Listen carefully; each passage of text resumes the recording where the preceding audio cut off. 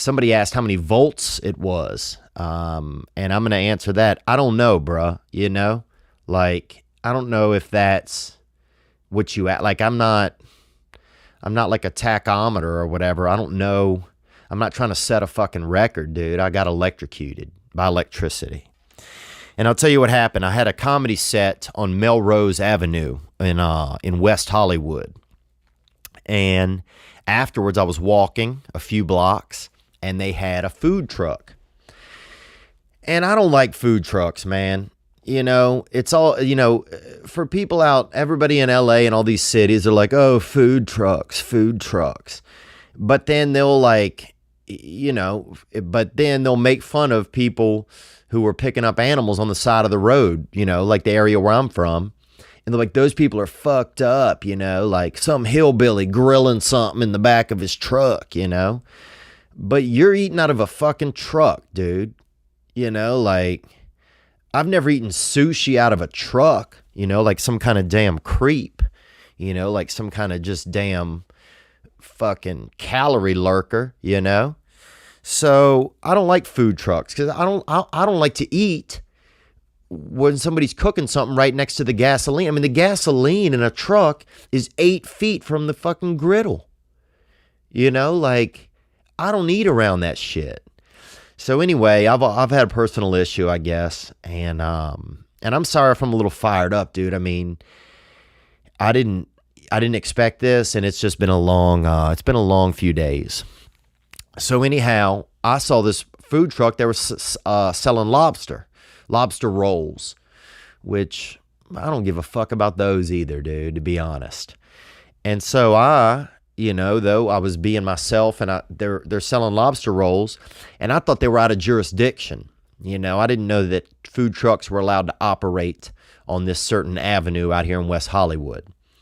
So, being a nosy SOB, I wander over because I'm thinking that these people need to know my point of view, like, oh, you guys are selling crab or, seafood out of a proper jurisdiction, really. And in hindsight, that was my fault. I should have minded my own business. And kind of around the back of the food truck, they had this, you ever seen like one of those electric things on the wall, like just something, an outlet? They had a huge one of those on the ground. And I just kind of wasn't paying attention. And like a huge one, like I don't know if you've ever seen like I think there's a movie, maybe it could be Home Alone, where the boy is dancing on one of those pianos that's on the floor, like with the big keys. They have it at FAO Schwartz. They have it at a fancy toy store in New York City, where you can step on the keys and make the sounds, and they're like $3,000. Rich kids have them, I guess. And it was like that, man. It was that big. It was that big of an outlet, just a big outlet. And it had a bunch of cables coming out of it, and I stepped on it, and it felt like I kind of got straight, and then I just got literally crumpled to the ground, almost like if you've ever seen like one of those videos where they pour some type of liquid over a Coke can or something, and it just crumbles. That was me, man. I was like kind of crumbling, but one of my legs was staying kind of straight, and I was scared, dude. It felt like the devil was just grabbing me down, and I didn't know what was going on. And I realized that I was in unsafe territory, and thank God it just didn't last for too long. It was probably 2 or 3 seconds, which you don't think is long, I mean, if you're a bull rider, they're supposed to stay on for 8 seconds. That's so, me riding an outlet for 3 seconds isn't a big deal. But when you are unexpectedly start surfing electricity, basically, riding the lightning, it's real, man. It gets real pretty fast. And so I was scared, dude. I didn't know if I was gonna die. For a second, for one of those seconds, I probably thought that I was gonna die. Anyhow, I went home. The next day, I went to the doctor, and I went into the doctor's office, And this things got even worse in there. I went into the doctor's office, and he kind of like pushed on my ribs from the front and back and made me like turn to the left and right because there was this sharp pain in my ribs.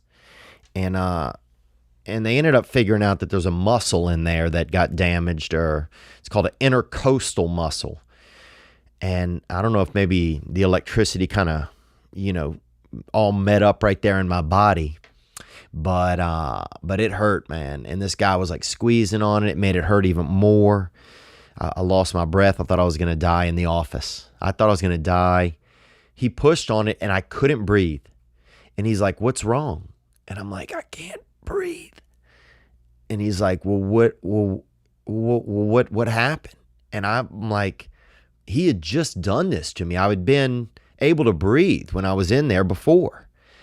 And I'm like, I feel like, like I'm going to be killed, And so he's like, "Just take the smallest breaths you can." Anyhow, fast forward, I slowly breathed myself back to neutral. They laid me down for a while. They gave me a Toradol shot in my butt to get some of the muscles to relax and for a little bit of relief. And then the dude says, I suggest you don't sleep alone, And I'm not sleeping with anybody right now. I'm bedding up by myself. I don't even have a cat or anything. So I'm thinking, well, now I got to find some fucking Muppet to bed up with me, Like I don't want, and then I'm torn because it's like, well, what if I get some type of fucking, some straight up fucking, just animal, some female, just some girl that's out in the grind squad. I don't want some last minute chick laying up in my bed. Because then what if I die? What if I die in my sleep? Then everybody's like, well, he's fucking sleeping with this chick. And maybe that's a silly thought. My brain started racing and I got very scared. So anyhow, I've been recovering from electricity, man. The dude's like, find somebody to sleep with. And I just braved it out and slept alone. And here I am, man. I got electrocuted, but I'm still alive and I'm living to tell about it.